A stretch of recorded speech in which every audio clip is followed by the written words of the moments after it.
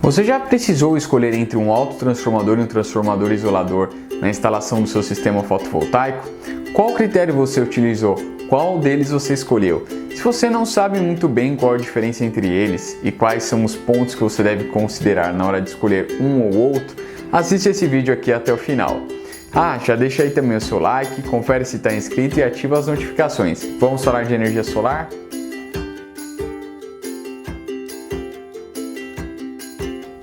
Você já se inscreveu na área de membros da comunidade Phototips? Então faz o seguinte, clica aqui no link da descrição, faz lá sua inscrição para você ter acesso a uma série de vídeos e materiais exclusivos. Então muitos materiais que em algum vídeo aqui do canal você viu eu dizendo que estaria disponível na comunidade Phototips, já está lá na área de membros, é só você se inscrever, é de graça. Então corre lá, não perca a oportunidade. Para a gente começar aqui a nossa análise sobre o transformador isolador ou autotransformador, vamos falar primeiro do transformador isolador. Dá uma olhada aí no esquema, né, como que é um esquemático de um transformador isolador.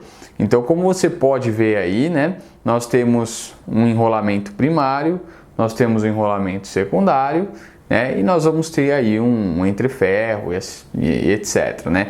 Então, o que acontece? A transferência da energia, ela se dá, nesse caso, do enrolamento primário para o enrolamento secundário através da indução eletromagnética. Então, você injeta uma tensão no primário e aí induz uma tensão no secundário. E qual que é a relação da tensão entre eles, né? É a mesma relação da relação entre as espiras. Então, por exemplo, se no seu primário você tem 1000 espiras com 220 volts e no secundário você tem 100 espiras, o que vai acontecer? Esses 220 volts de 1000 para 100, ele vai cair na proporção, né, de 1000 para 100, que seria a mesma coisa que 1 para 10. Então, esses 220 volts viraria 22 volts. Pode ser o contrário, no primário ter 100 espiras, no secundário ter 1000 espiras e aí o 220 volts virar 2200, perfeito? Então é assim que funciona. Pessoal, uma informação importante para vocês, né? Talvez vocês já saibam, mas esse fenômeno da indução eletromagnética só acontece em circuitos com corrente alternada. Circuitos com corrente contínua, isso não é possível. Então você tem que usar outras estratégias de conversão do nível de tensão, que não é o objetivo desse vídeo aqui. Então vamos agora a algumas características, né, alguns diferenciais quando falamos aí no transformador isolador. Então o que acontece? Como você tem eletricamente separados, né, você tem o que a gente chama de isolação galvânica entre o circuito primário e o secundário, você acaba tendo ali nessa aplicação uma espécie de filtro de harmônicas, né? Então você tem essa isolação galvânica que vai causar esse filtro de harmônicas, né? Então se você tem ou harmônicos vindo da rede, né, do primário do seu transformador para o secundário, você reduz, ou até mesmo ao contrário, né? Você às vezes está vindo ali do secundário com algum problema, esse problema não rebate ali no primário, perfeito? Outra questão muito importante, né? Como você tem também essa separação, né? São ali, querendo ou não, são indutâncias, né? São bobinas, né? Que são indutâncias mesmo, que estão operando naquele circuito e eles estão também separados. Então, para aquelas regiões em que você tem muita oscilação de tensão, né, de repente tem algum pico de tensão, uma queda abrupta, né, que não seja contínua, né, realmente picos, esse circuito do transformador acaba absorvendo. Então, aquele pico que chega no primário, ele é amortecido antes de chegar ali nas cargas do secundário ou mesmo no seu inversor. Então, isso também pode te ajudar em uma região em que o inversor esteja frequentemente desligando por picos de tensão no lado CA. Agora um ponto que é a desvantagem desse tipo de transformador. Como você vai ter ali um enrolamento só para o primário e um só para o secundário e você ainda tem toda a parte lá de núcleo de ferro, o que vai acontecer? Você tem mais materiais para se dissipar calor, ou seja, para você ter perdas, né? Então você acaba tendo mais perdas, você acaba tendo um transformador maior, mais pesado, que acaba sendo também mais caro. E é claro, quando a gente fala que ele vai ser maior, seria em relação a um alto trafo de mesma potência. Então agora nós vamos falar do alto trafo.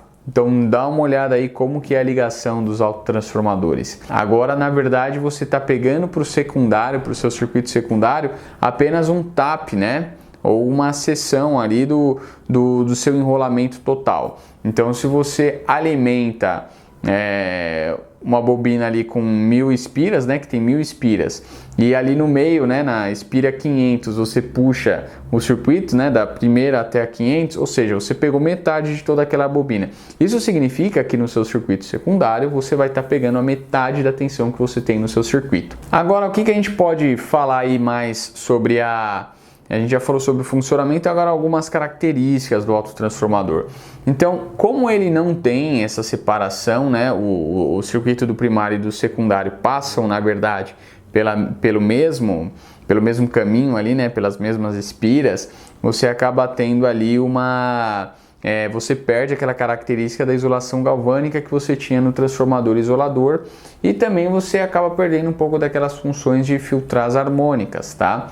E do meu ponto de vista, né, isso não é tão relevante partindo do pressuposto de que a rede, né, a concessionária deve fornecer ali na rede sua uma energia com uma qualidade aí que atenda ao módulo 8 do ProDist, ou seja, níveis de distorção harmônicas não tão elevados.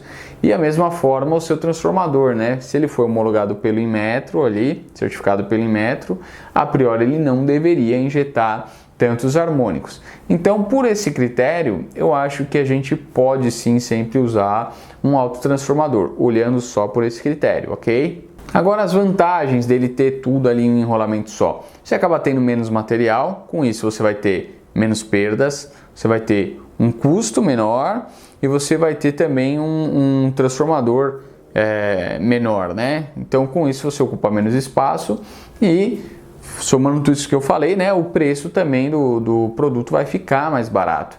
Então, essas são as características que você tem que levar em conta, em consideração, na hora que você for fazer a seleção do seu transformador, perfeito? Então, aqui, de minha parte, que eu recomendo para vocês, principalmente se tiverem problemas de pico de tensão, né, ou alguma outra necessidade aí, que a solução seria ter uma isolação galvânica aí no circuito, né? Vocês usam um transformador isolador, tá? Agora, se não, vocês podem usar um autotrafo. E aí, você já conhecia essas características do autotransformador e do transformador isolador? Você já usava esses critérios para escolher os seus transformadores? Ou você pegava aquele que aparecia na lista de preço do distribuidor e acabou, né? Bom, claro que na maioria dos casos, o autotransformador é o que é ofertado e ele já tem de aplicação, mas é muito importante que você fique ligado nisso, tá? E que saiba desses critérios e dessas possibilidades. Então, se você gostou desse vídeo, já deixa o seu like, não se esqueça de se inscrever no canal, ativar as notificações, se inscreve lá na área de membros da comunidade Phototips também. Obrigado por assistir este vídeo e até a próxima!